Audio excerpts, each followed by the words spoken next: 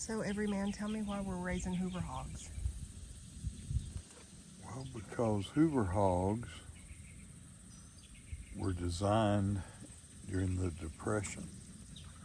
Yeah, hard to believe. But President Hoover, who was president at the time, decided to make an announcement that every family should raise their pigs and hogs, have a dairy cow, so they could struggle and get through the hard times of the Depression. When people in the South had already eaten their hogs, they were on hard times, so they started collecting cottontails from the wild, and they pretty much decimated the cottontail population. But people began calling a cottontail rabbit a Hoover hog as kind of a joke, but it actually made excellent sausages.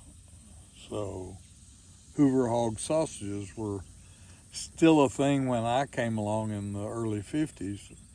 People enjoyed rabbit sausage so much that they continued to make it. So that's how we got Hoover hog. And that's why our buck, Herbert over there, is named after Herbert Hoover, the president. Hi, Dijon. Hi, Dijon. But I was going to ask you, was it German style sausage or just any kind of sausage? No, the problem they had was getting the fat for it. So they made it with pig fat when they could get it, obviously, but also beef and the fat off of some of the other barnyard animals like chicken. They would mix chicken fat, which you call smolts.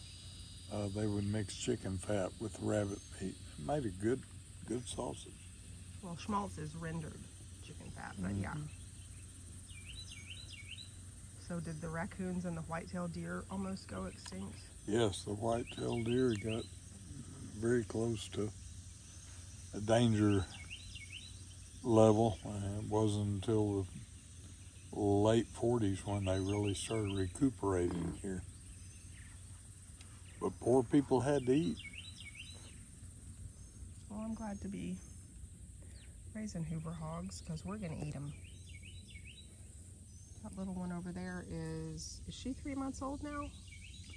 That is Dijon. That's Dijon. Is she 3 months old now? I think so. Maybe. Yeah, she's 3 months old. And Herbert is 4 or 4.5 months old. He loves bald cypress needles.